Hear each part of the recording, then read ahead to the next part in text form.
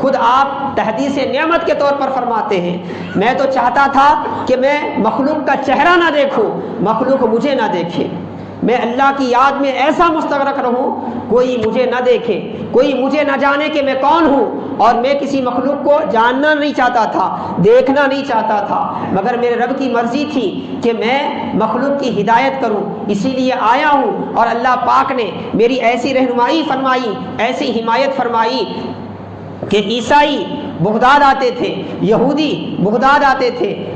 جاسوس بن کر، فتنہ پرور بن کر مسلمانوں میں فتنے بپا کرتے تھے، بڑے بڑے عمراء میں فتنے بپا کرتے تھے، ان کو آپس میں لڑا کر کیا ہے اپنا کام آسان کرتے تھے۔ اور ایسے عیسائی جو علماء سے علماء کو لڑا دیتے تھے، خانخواہ والوں سے خانخواہ والوں کو لڑا دیتے تھے، عمراء سے عمراء کو لڑا دیتے تھے، منصب والوں سے منصب والوں کو لڑا دیتے تھے، وہی عیسائی جب حضرت پیران پیر کے وعظ میں آتے، آپ کی صحبتوں میں 1 سے 2 بار بیٹھتے تو توبہ کر کے مسلمان ہو جاتے، توبہ کر کے مسلمان ہو جاتے۔ آپ فرماتے ہیں اللہ کا کرم ہے اب تک میرے ہاتھ میں 5000 عیسائی اور یہودی اور دیگر باطل مذاہب کے لوگ کیا ہے مسلمان ہوئے ہیں، فرمایا 5000 مسلمان ہوئے، اور لاکھوں سے زیادہ بے راہ رو، گمراہ اور راہ راست سے ہٹے ہوئے لوگ آپ کی ہاتھ میں توبہ کیے، توبہ کر کے کیا ہے راہ راست پر آئے، تقویٰ کی زندگی گزاری، خشیت والی زندگی گزاری، اسلام اور استقامت والی زندگی انہیں نصیب ہوئی حضرت پیران پیر کی صحبت میں۔ اسی لیے جب آپ بیان کرنے کے لیے بیٹھتے تو آپ فرماتے ہیں پہلا بیان آپ کا مدرسے میں ہوتا تھا، پھر مدرسے سے آپ کا بیان منتقل ہوا، شہر کی جامعہ مسجد میں آپ کا بیان چلے گیا، اتنی تعداد لوگوں کی ہونے لگی، پھر وہاں بھی کافی نہ ہوتی،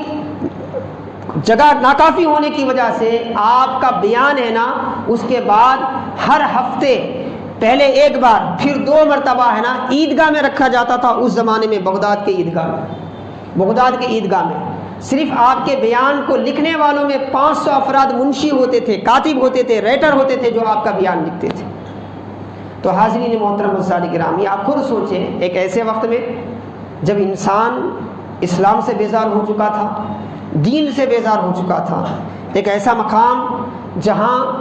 برائے نام رسمی مسلمان رہتے تھے، دنیا ہی سب کچھ تھی، ایسے ماحول میں حضرت پیران پیر نے وہ زندگی پیدا کی، وہ حیات پیدا کی، وہ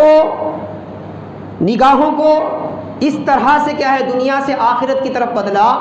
کہ اسی بغداد میں کل تک ایمان بچانا مشکل تھا، اور پیران پیر کی محنتوں سے حالت یہ ہو گئی کہ اسی بغداد کے لوگ اب دنیا بھر پھیل کر دنیا کے مسلمانوں کی ایمان کی حفاظت کرنے والے بن گئے،